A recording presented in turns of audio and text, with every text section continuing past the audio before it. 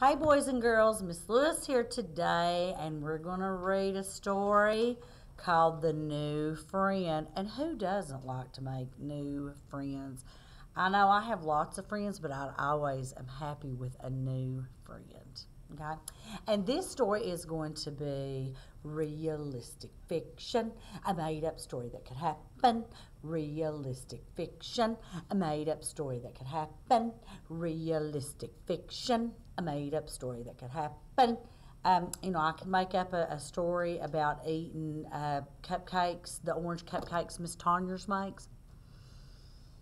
She didn't make me any today, and I'm not eating them because I'm sitting here reading a story to you all. So, see, that would be a made-up story that really, really could happen if she ever decided to make me some orange cupcakes.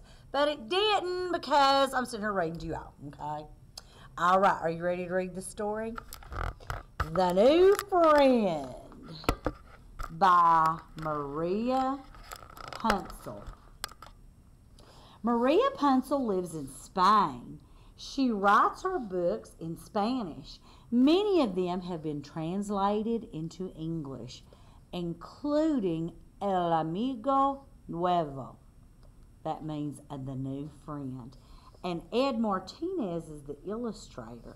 Ed Martinez grew up with a painter in the family. His father was an artist. As a boy, Mr. Martinez got started by drawing horses.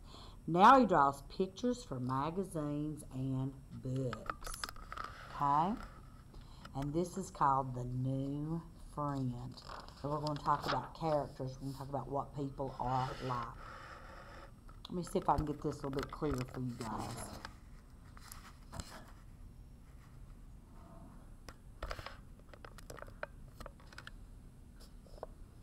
Martin, Louis, and I live in the city.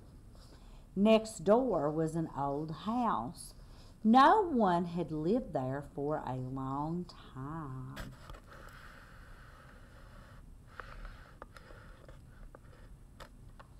One day, a work crew came with pails and brushes. They started to wash and paint the empty house. So what do you think that's a sign of? I think he's going, look, somebody's fixing up this house. Somebody must be moving in.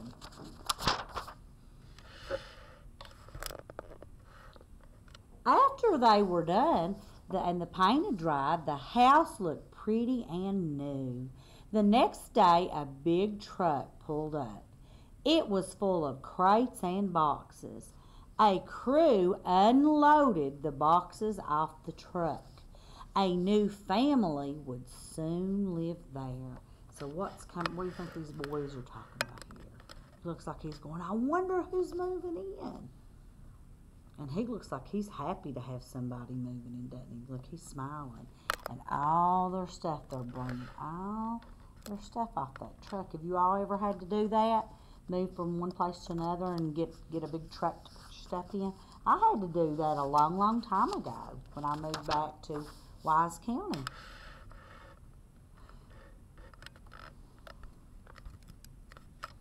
Today, Louis went over to the house next door. He met a boy called Makoto. Then we all met Makoto. Makoto was 7 years old, just like us. So who do you think this is? Louis. And who do you think this is peeking out the window? You think that might be Makoto? He's knocking on the door. Before long, we found out that Makoto played soccer. He could keep running and running. He was good at learning things too. He learned all of our names by the end of the game. Goodness, that took Miss Lewis a long time to learn everybody's names, and he learned them just like that, didn't he? So he must be. Would you think that he's athletic? Would you think that he's smart if he can learn everybody's names?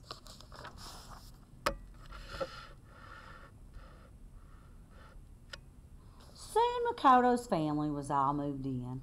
We met his mother and father. They were glad that Makoto had made some new friends. So there they are. They're playing marbles. Any of you guys ever played marbles? People used to play that a long, long time ago. While Makoto's mother and father went to buy food, Makoto stayed and played with us. So do you think they like Makoto? Yeah, because like if they didn't, he could have gone with his mother and father, couldn't they? And they could have went home. But they're staying and playing with him, so that lets us know that they like him too. When Makoto's mother and father rejoined us, Martin, Makoto, and I helped them carry the bags in the house. Makoto said he would show us around the house. Then we went up to Makoto's room. Makoto still had lots of boxes, had a lot of boxes to unpack. He had some nice toys and kites. He said that on the next windy day, he would bring his kites outside and fly them. He said I could fly a kite by myself. Oh, look. Look at his nice room. He's still got all these boxes to unpack.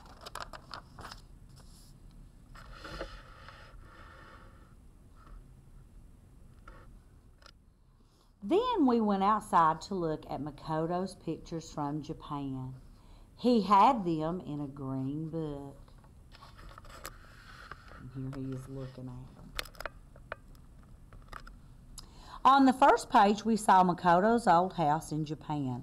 On the next page, we saw Makoto's family in Japan. The last page had pictures of Makoto's friends. They showed Makoto's 7th birthday party.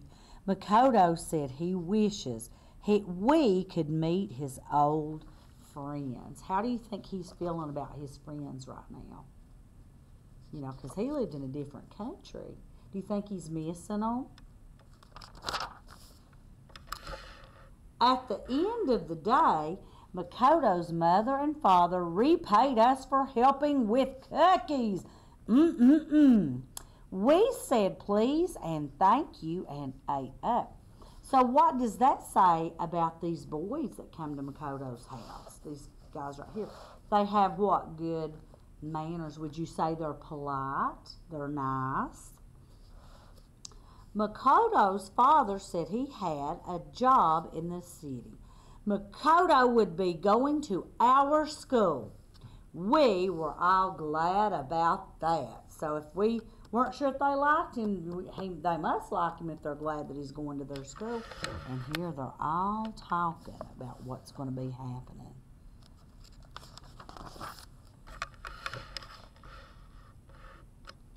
We said goodbye to Makoto and his mother and father. Excuse me. Then we went home to our families. We were glad to have a new friend next door. Look how sweet. But also friendly. So I hope you guys have neighbors that you're friends with and that you like. And remember, you can never have too many friends. It's always nice to meet a new person and make a new friend. So if you have anybody that moves into your school that's new, try to be really, really nice to them and just go out of your way to make friends with them. Because like I say, friends are like shoes. You can never have too many. Love you, mean it. Bye.